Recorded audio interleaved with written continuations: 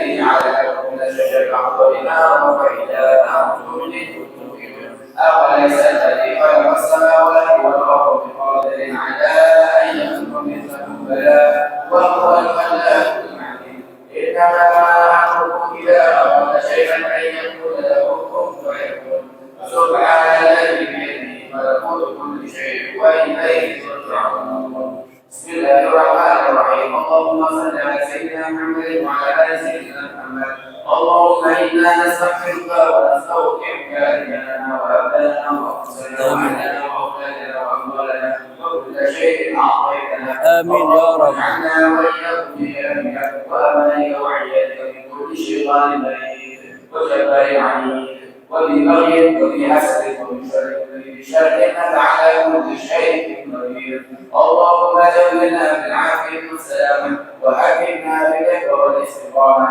وعنا من موجبات الندامة إنك سميع الدعاء اللهم اغفر لنا ولوالدينا واولادنا ومشيخنا واخواننا في الدين واصحابنا ولمن احبنا فيك ولمن احسن الينا والمؤمنين والمؤمنات والمسلمين والمسلمات يا رب العالمين وصل اللهم على عبدك ورسولك سيدنا ومولانا محمد وعلى اله وصحبه وسلم. هذا مسجد بين مصلى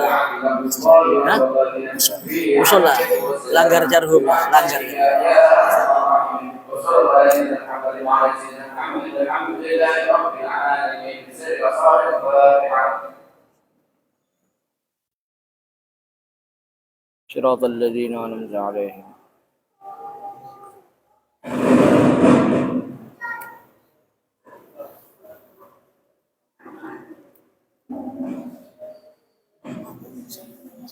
Isanya jam berapa ini? Isanya jam berapa?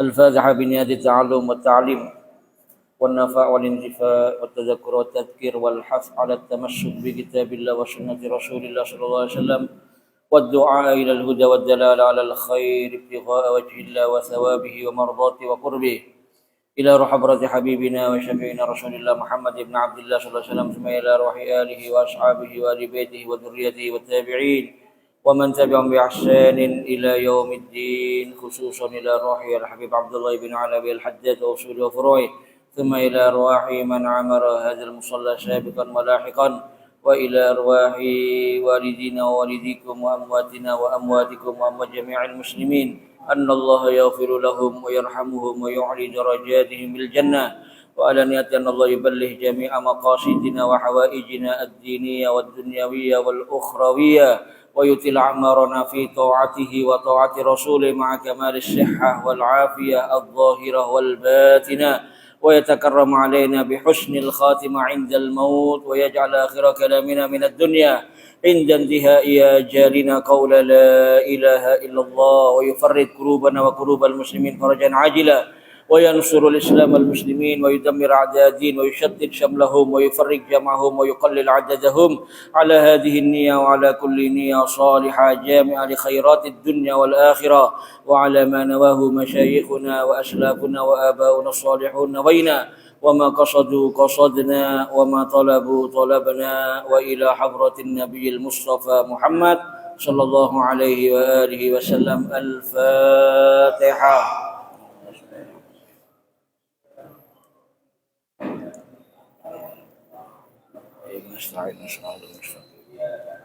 صراط الذين أنعمت عليهم المغضوب عليهم ولا الضالين. السلام عليكم ورحمة الله وبركاته. الحمد لله الكريم المنان ذي الفضل والجود والكرم والإحسان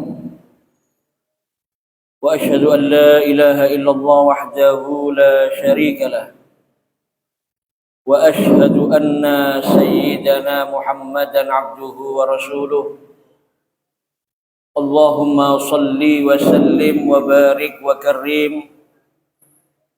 على سيد الإنس والجان حبيبنا وشفيعنا قرة أعيننا نور قلوبنا محمد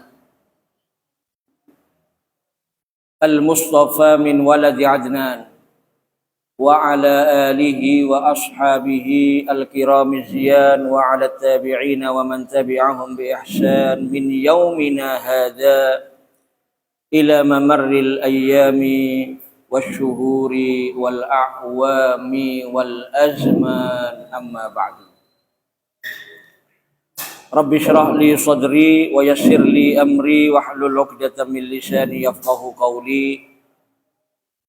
Yang sangat saya hormati dan saya muliakan para habaib, para masyayikh, para asatid, segenap takmir Langgar Jarhum, segenap hadirin hadirat yang dirahmati Allah Subhanahu wa taala. Alhamdulillah, pertama-tama kita panjatkan rasa syukur kehadirat Allah Subhanahu wa taala. Malam hari ini kita bersama-sama dikumpulkan di tempat yang penuh barokah, di majelis yang penuh barokah. Salawat serta salam kita haturkan, kita hadiahkan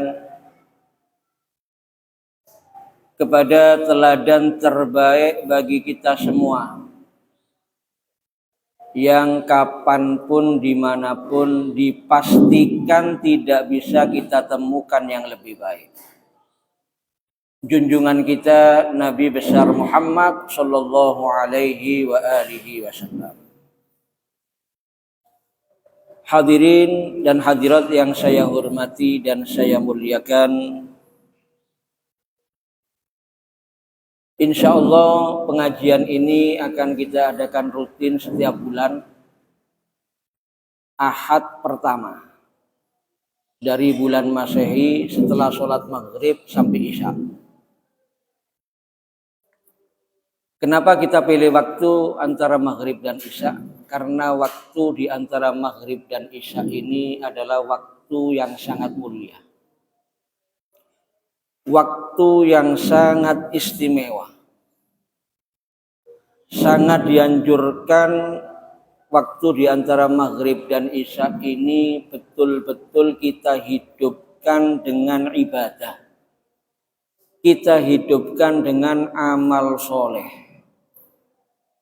Qutbil Malal Habib Abdullah bin Abi Bakar Al-Idrus, beliau berkata, al-kunus kullal kunus fi ihya ma bainal isya'in. Termasuk simpanan yang paling berharga, bekal yang paling berharga untuk persiapan kita menghadap Allah, yaitu ketika kita menggunakan waktu di antara maghrib dan isya untuk beribadah kepada Allah Subhanahu wa ta'ala.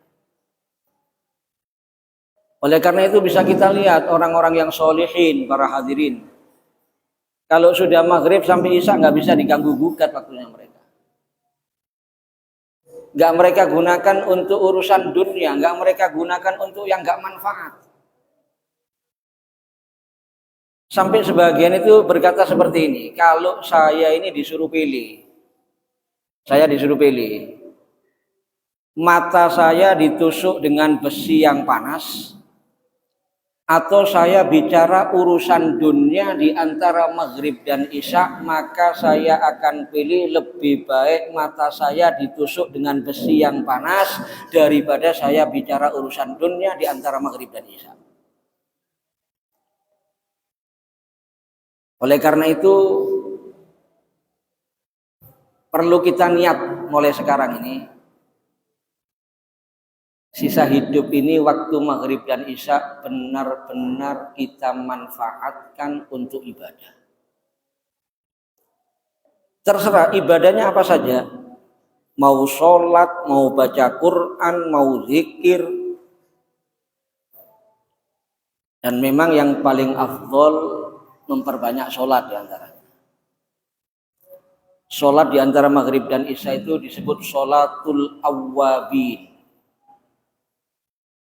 Maksimalnya dikerjakan berapa rakaat? 20 rakaat. Tapi paling tidak termasuk yang fadilahnya sangat besar, setelahnya sholat maghrib itu jangan ninggal sholat sunnah awwabin 6 rakaat, itu minimal. 6 rakaat jangan ditinggal, hadirin hadirat yang dirahmati Allah. Kenapa? Ada riwayat sabdanya Rasulullah SAW. Man shalla ba'dal maghrib 6 raka'atin la yafsilu bainahunna bi kalamin adalna lahu ibadatas natai asyarata sanatan.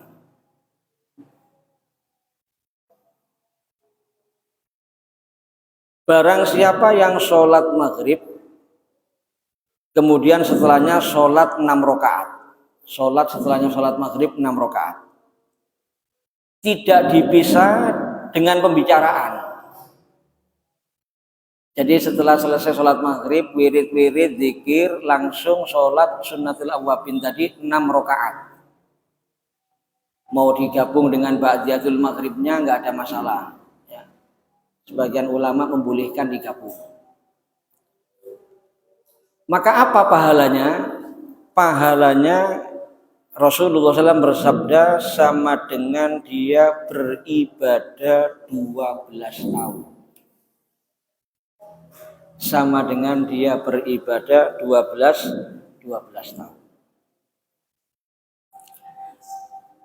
Kemudian di majelis ini para hadirin yang dirahmati Allah, sebelum kita mulai ngaji, sebelum kita mulai pengajian, kita istiqomah akan memulai dengan membaca surat Yasin.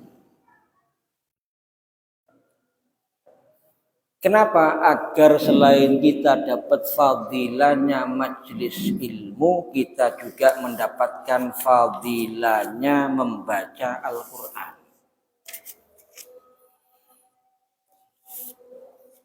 Membaca Al-Quran ini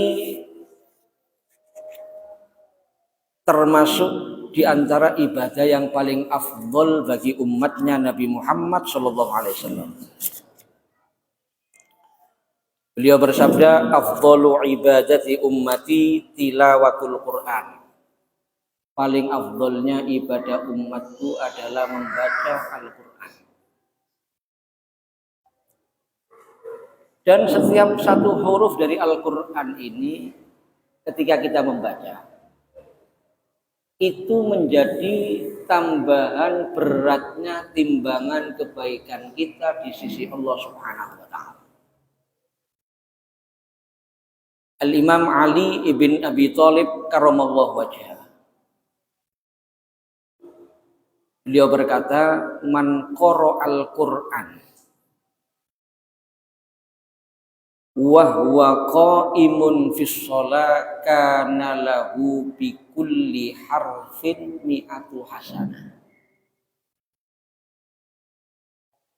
Orang baca Quran posisinya berdiri dalam sholat, berdiri dalam sholat, maka per hurufnya bagi dia mendapatkan pahala 100 kebaikan. Hitungan per huruf itu bagaimana? Dalam riwayat yang lain Rasulullah bersabda, la aqulu alif lam mim harfun bal alifu harfun wa lamun harfun wa mimun harfun. Baca alif lam mim saja itu sudah berarti sama dengan 3 huruf. Jadi ketika kita dalam sholat berdiri per hurufnya berapa? 100 kebaikan. Oleh karena itu mohon maaf, seharusnya ketika kita dalam sholat sunnah, qobliyah, ba'diyah, itu kalau bisa baca suratnya yang agak panjang.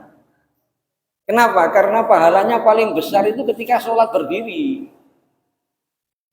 Beda kalau jadi imam ya. Kalau jadi imam maka kita tidak boleh membaca surat-surat yang panjang. Kenapa? Karena imam nggak boleh seenaknya sendiri. Imam nggak boleh semaunya sendiri. Dia harus pikirkan makmumnya yang di belakang. Kondisi makmumnya kan macam-macam. Ada orang tua, ada yang sakit, ada yang punya hajat. Oleh karena itu ketika Mu'adz bin Jabal ditugas jadi imam, bacanya panjang-panjang, dilaporkan ke Rasulullah, ditegur oleh Nabi Muhammad, afattanun anta ya Mu'adz, apa kamu mau jadi tukang fitnah wahai Mu'adz? Jadi kalau jadi imam, ya yang dibaca surat-surat yang tidak terlalu panjang, ya, supaya tidak menimbulkan fitnah, apalagi zaman seperti sekarang. Jadi imam sholat maghrib misalnya, yang dibaca Al-Baqarah sama Al-Ma'idah, insya Allah nggak ada makmumnya, insya Allah. Yang seharusnya kita baca surat yang panjang itu ketika sholat sunnah. Alhamdulillah, saya yakin antum semua yang hadir ini istiqomah ini. Qobliyah, Ba'diyah, Duha, Witir. Nah, ketika sholat sunnah itu baca surat-surat yang panjang. Kenapa? Satu hurufnya 100. Selama ini walafu, kebanyakan kita ya, termasuk mungkin saya sendiri ya, termasuk saya sendiri, bukan mungkin, termasuk saya sendiri. Kebanyakan kita kalau selama ini sholat sunnah itu yang paling sering kita baca itu 4. Paling istiqomah kita baca itu 4. Qul huwallahu ahad, Qul a'udzu birabbil falaq, Qul a'udzu birabbin nas, inna a'toina. Munyer-munyer iki tok sing diwaca. Jadi kalau posisi berdiri dalam sholat per huruf 100. Waman qara'ahu wa huwa qa'idun fi shalah kana lahu bi kulli harfin khamsuna hasanah. Kalau orang itu baca Quran posisinya duduk dalam sholat,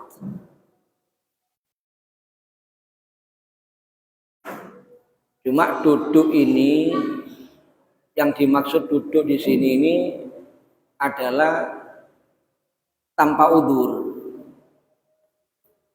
Karena kalau mohon maaf, ini sekedar untuk ilmu saja ya. Kalau bisa jangan diamalkan ya. Sholat sunnah itu, sholat sunnah. Walaupun kita masih mampu berdiri, boleh duduk. Tsummal julusu jaizun fin nafli bi ghairi udhrin wa huwa nisful fadli, kata Al-Imam Ibnu Ruslan dalam Nadhum Zubat. Sholat duduk itu tanpa udzur dalam sholat sunnah nggak ada masalah, nggak apa-apa. Tapi pahalanya separuhnya yang berdiri, 50%-nya pahalanya. Karena kalau pahalanya sama, yang berdiri sama duduk, walaupun nggak ada udzur ya duduk semua kalau sholat. Jadi kalau baca Quran ketika sholat tapi posisinya duduk, maka per hurufnya 50 kebaikan. Kalau sholat wajib, mohon maaf, sholat wajib kalau masih mampu berdiri nggak boleh duduk para hadirin. Tetap harus posisi berdiri. Kalau nggak mampu baru duduk, kalau nggak mampu tidur miring, kalau nggak mampu tidur terlentang. Rukuk sujudnya dengan merunduk dengan kepala, kalau nggak bisa dengan kelopak mata, kalau nggak bisa cukup dilintaskan di dalam hati, kalau nggak bisa ya waktunya disolati berarti dia.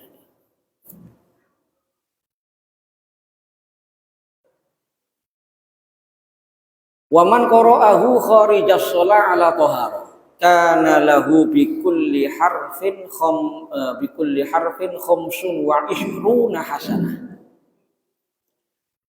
Kalau baca Quran di luar sholat dalam keadaan suci punya wudhu, maka per hurufnya 25 kebaikan. Waman qara'ahu ala ghairi thahara kana lahu bi kulli harfin asyru hasanat. Kalau di luar sholat dan tidak punya wudhu, maka per hurufnya berapa? 10 kebaikan. Oleh karena itu walafu ketika di luar sholat. Di luar sholat baca Quran, ya seperti di malam hari ini kita buka dengan Yasin kan. Ini yang hadir sebagian ada yang punya wudhu, mungkin sebagian ada yang nggak punya wudhu. Maka yang baca Yasinnya yang punya wudhu, per huruf Yasin tadi itu 25. Yang nggak punya wudhu, per huruf Yasinnya 10. Walafu kalau hitungan suhul rugi 15. Cuma kan kadang-kadang kalau rugi dalam urusan akhirat ini kurang kepikiran kita ini. Tapi kalau khosaro urusan dunia, masya Allah, nggak bisa tidur, lenger-lenger gitu. Khosaro asro miliun itu, waduh, setahun nggak lali. Ini tadi kalau orang baca Quran di luar sholat nggak punya wudhu, itu kalau hitungan bisnis akhirat rugi para hadirin. Oleh karena itu kita berusaha setiap kita baca Quran di luar sholat, tentunya hafalan kalau nggak punya wudhu tadi. Karena nggak boleh pegang Qurannya kalau nggak punya wudhu.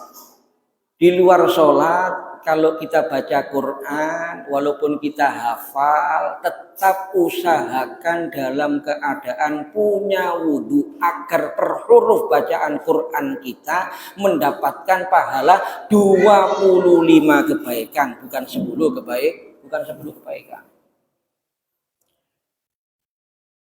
Kemudian yang kita baca tadi surat Yasin. Sebelum kita mulai pengajian kita baca surat Yasin. Kenapa? Karena surat Yasin ini fadilahnya sangat besar.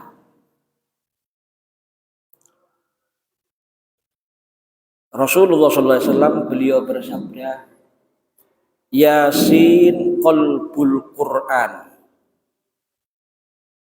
La yakra'uha rajulun yuridullaha wat-taral akhirata illa ghufira lahu. Yasin itu jantungnya Al-Qur'an. Tidak membacanya orang yang benar-benar menginginkan Allah dan hari akhirat. Artinya apa? Tidak membacanya dengan ikhlas.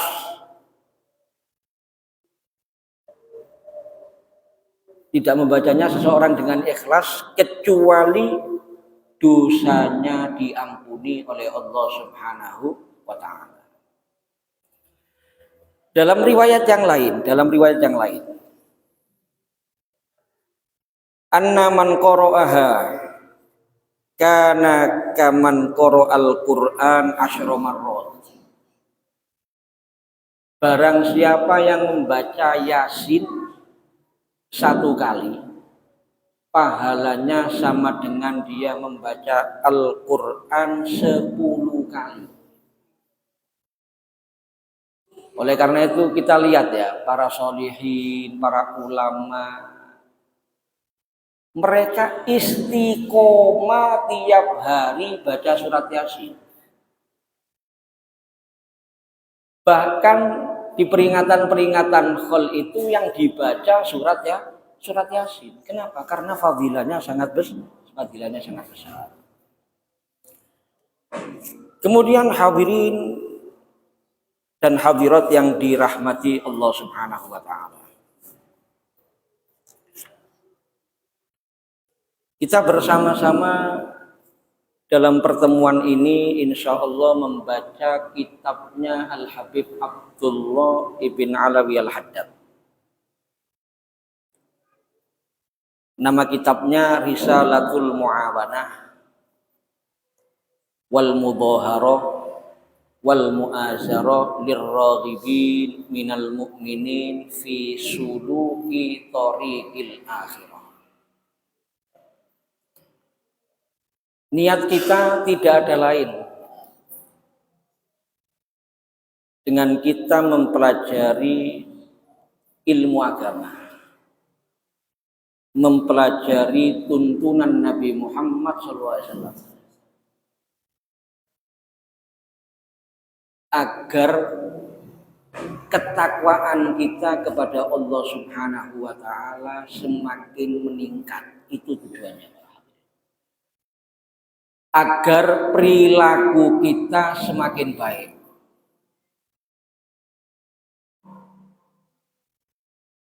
Karena orang itu semakin berilmu, maka dia itu akan semakin aman daripada tipu dayanya setan.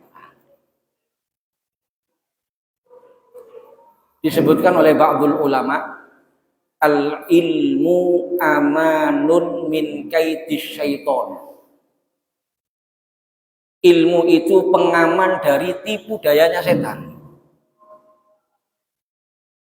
Dalam hadis Nabi Muhammad SAW bersabda, faqihun wahidun asyaddu ala syaiton min alfi abid. Satu orang alim saja itu, satu orang alim lebih sulit dikelabui setan, lebih sulit dijerumuskan oleh setan, lebih sulit ditipu daya oleh setan daripada 1000 orang ahli ibadah tapi tidak alim. Oleh karena itu fadilahnya menghadiri majelis ilmu itu sangat luar biasa para hadirin.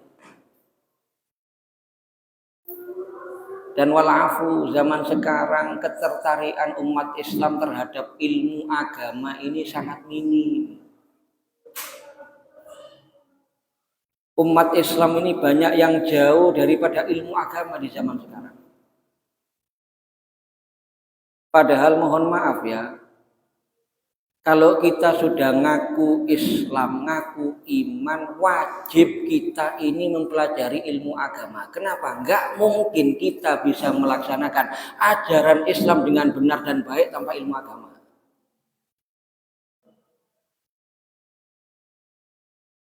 Kalau ada orang ibadah tanpa ilmu, berbahaya Pak. Bisa jadi ada kekurangan rukun, kekurangan syarat sah, melakukan yang batal, nggak ngerti. Sehingga ibadahnya nggak sah. Kalau ibadahnya nggak sah, ditolak sama Allah Subhanahu wa ta'ala. Wa kullu man bi ghairi ilmin ya'malu a'maluhu mardudatun la tuqbalu. Setiap orang yang beramal tanpa dilandasi ilmu, maka amalnya ditolak dan tidak diterima oleh Allah Subhanahu wa ta'ala. Kenapa? Karena dikhawatirkan ada kesalahan, kekeliruan, tidak ngerti dia. Saya pernah dapat cerita ini, dan sumbernya otentik insya Allah. Ini kejadiannya di Banjarmasin. Banjarmasin itu kalau sholat subuh hari Jumat ngamalkan sunnah. Apa sunnah yang diamalkan? Sunnah yang diamalkan itu para hadirin, masjid-masjidnya itu rokaat pertamanya baca surat Alif Lam Mim As-Sajdah, rokaat keduanya baca surat Al-Insan. Kenapa ini sunnah? Karena ini ada ketentuan langsung dari Nabi Muhammad SAW. Subuh hari Jumat, Nabi Muhammad yang memerintahkan baca rakaat pertama Alif Lam Mim As-Sajdah, rakaat kedua Al-Insan. Jadi walaupun agak panjang, kalau sudah ditentukan Nabi Muhammad nggak ada masalah tadi dibaca. Nggak perlu minta persetujuan makmum, nggak masalah. Seperti sholat Jumat, diantaranya yang ditentukan oleh Nabi Muhammad sholat Jumat, rakaat pertama baca Sabbihisma, rakaat kedua baca Al-Ghasyiyah, Al-A'la sama Al-Ghasyiyah. Kalau ada imam sholat Jumat kok dirubah, nggak baca ini, yang dibaca Wadduha sama Alam Nasro, berarti nggak ngamalkan sunnah dalam sholat Jumatnya. Lah ini satu masjid itu ada imam yang nggak hafal imamnya, yang bagian imami subuh hari Jumat ini nggak hafal, cuma bacaan Qur'annya bagus.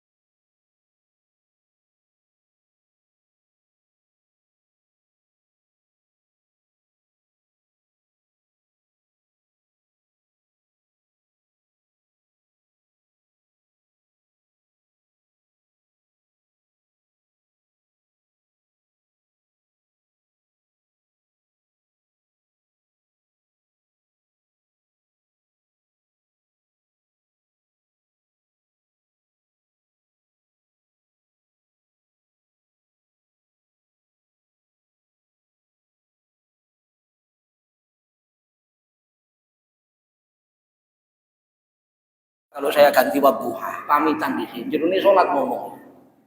Ini bahayanya kalau orang nggak punya ilmu dalam ibadah. Dan sekarang kondisi parah, kadang-kadang ilmu yang ringan-ringan ini umat Islam banyak yang nggak ngerti para hadirin. Ada satu masjid. Ya tadi sholat subuh hari Jumat itu kan baca alif lam mim sajdah. Kalau sudah ada surat as-sajdah, sunnah sujud tilawah. Ada satu masjid ngamalkan itu.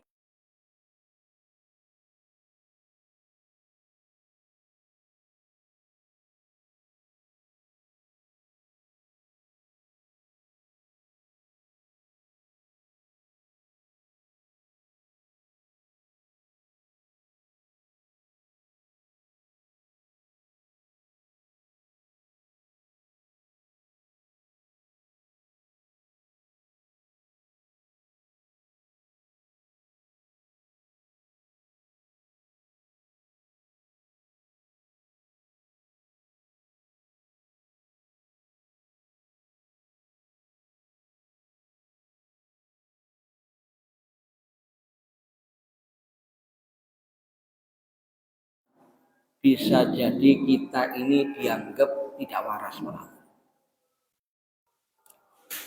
Saya kasih contoh. Salah satu sunnah yang dianjurkan Nabi Muhammad SAW yaitu membaca zikir ketika masuk pasar. Baca zikir ketika masuk pasar. Apa zikirnya? La ilaha illallah wahdahu la syarikalah lahul mulku wa lahul hamdu yuhyi wa yumiit wa huwa hayyun la yamut biyadihil khair wa huwa ala kulli syai'in qadir. Ini kalau kita baca ketika kita masuk pasar dengan syarat bacanya keras. Bacanya dengan suara yang keras, bukan pelan-pelan, bukan. Maka pahalanya sangat besar malah. Satu kali membaca, Allah menulis bagi kita 1 juta kebaikan, menghapus dari kita 1 juta kejelekan, mengangkat derajat kita 1 juta derajat. Kenapa pahalanya sangat besar? Karena mengingatkan orang di pasar tadi kepada Allah Subhanahu wa ta'ala. Karena mohon maaf, biasanya kalau sudah di pasar itu nggak ingat sama Allah. Sing diiling-iling dunya tok di pasar itu kan. Yang diingat-ingat cuma harta, uang yang di pasar. Karena memang tempat perputarannya uang.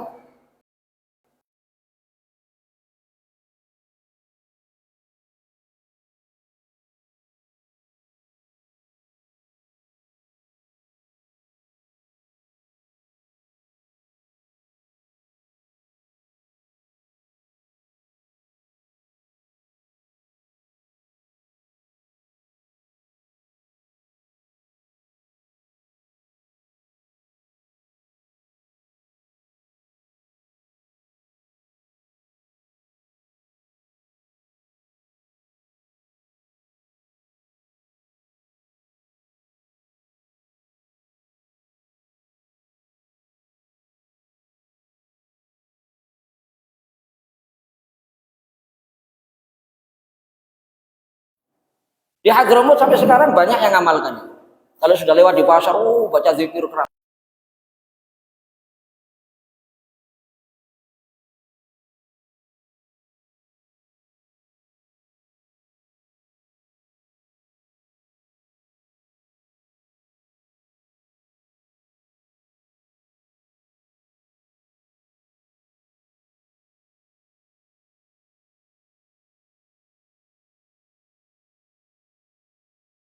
Ilmu agama. Oleh karena itu mudah-mudahan kita, keluarga kita, anak-anak kita terus semangat untuk mempelajari ilmu agama, warisan daripada Nabi Muhammad sallallahu alaihi wasallam. Dalam hadis Nabi sallallahu alaihi wasallam bersabda apa? Man salaka tariqan yaltamisu bihi ilman yassarallahu lahu bihi tariqan ilal jannah. Barang siapa yang berjalan melewati satu jalan yaltamisu bihi ilman, Yaltamisu ayat lubu. Tujuannya dia menimba ilmu. Tujuannya dia menuntut ilmu. Maka Allah akan mudahkan bagi dia jalan menuju surganya Allah Subhanahu wa ta'ala. Dalam hadis yang lain sering kita dengar sudah, agar kita termotivasi. Kapan kita punya waktu luang, kita gunakan mendatangi majelis ilmu semacam ini para hadirin. Huduru majlis ilmin afdhalu min sholati alfi rakaah wa iyadati alfi marid wa huduri alfi janazah. Hadir majelis ilmu itu lebih utama dari sholat sunnah 1000 rakaat, menjenguk 1000 orang sakit, mengantar 1000 jenazah. Kenapa? Karena orang itu dengan ilmu akan semakin sempurna dalam ittiba kepada Nabi Muhammad sallallahu alaihi wasallam. Oleh karena itu kita berharap nantinya yang hadir ini di pertemuan yang akan datang, kalau bisa mengajak yang lain. Kalau satu orang ngajak satu orang saja berarti sudah 2 kali lipat yang hadir. Dan ad-dal 'alal khair kafa'ili. Orang yang menunjukkan kebaikan untuk orang lain itu seperti yang mengerjakan kebaikan tersebut. Kalau antum bawa satu orang, kemudian orang tersebut dulunya mungkin sering meninggalkan sholat dan lain-lain, barokah antum yang ngajak ke pengajian, dengar pengajian, tobat, sholatnya istiqomah. Maka setiap dia istiqomah sholat, antum yang ngajak tadi dapat bagian pahalanya dan terus ngalir selama orang itu sholat. Itu fadilahnya orang yang mengajak orang lain untuk berbuat baik dan beribadah kepada Allah Subhanahu wa ta'ala. Dan dalam majelis ini durasi kita ya antara maghrib, begitu masuk isya kita selesai sholat isya berjamaah, sudah cukup. Karena yang terpenting itu bukan panjang lebarnya para hadirin. Yang terpenting itu adalah ilmu yang kita pelajari, ilmu yang kita dengar, kita amalkan. Itu yang paling penting. Mau sebanyak apapun ilmunya, kalau nggak diamalkan, nggak ada manfaatnya. Ada orang arkanus sholat, syurutus sihatis sholat, muktilatus sholat, sholat fikih sholatnya hebat, tapi nggak pernah sholat, ya percuma. Nggak pernah sholat, ya percuma. Oleh karena itu kita mohon kepada Allah Subhanahu wa ta'ala, mudah-mudahan Allah berikan kepada kita taufik hidayah, sehingga sisa hidup yang mungkin sudah lebih singkat ini kita bisa istiqomah dalam kebaikan, istiqomah dalam ketakwaan kepada Allah Subhanahu wa ta'ala. Kita mohon kepada Allah, kapan datang ajal menjemput kita, mudah-mudahan kita semuanya husnul khotimah. Amin ya rabbal alamin, amin ya rabbal alamin. Kita tutup majelis ini dengan zikrul jalalah. Zikrul jalalah ini ijazah daripada Al-Imam Qutbil Ghaus Al-Habib Abi Bakar bin Muhammad bin Umar As-Segaf Gresik. Dianjurkan kalau bisa istiqomah kita baca tiap hari, pagi dan sore hari atau malam hari. Manfaatnya insya Allah memperkuat iman kita serta melindungi kita dari tipu dayanya setan. Saya tuntun, silakan diikuti. La ilaha illallah al-mawjud fi kulli zaman.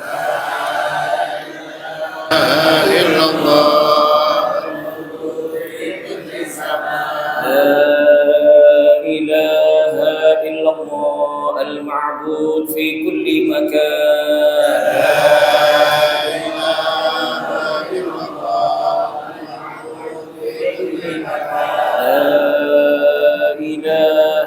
illallah al-madhkur bi kulli lisan.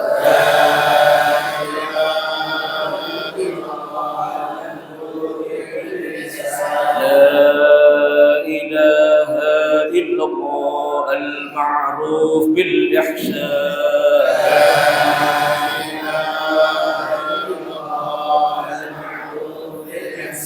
لا إله إلا الله كل يوم هو في شان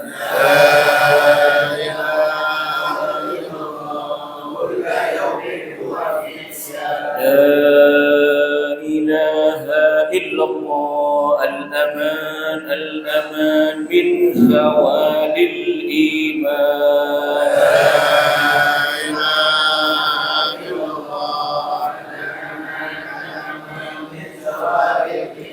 ومن فتنة الشيطان يا قديم الإحسان كم لك علينا من إحسان إحسانك القديم يا حنان يا منان يا رحيم يا رحمن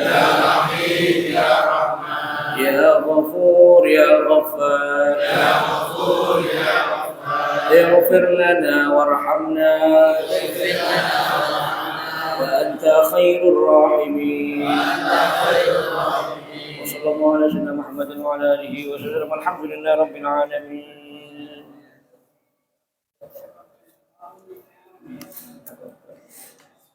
Azan.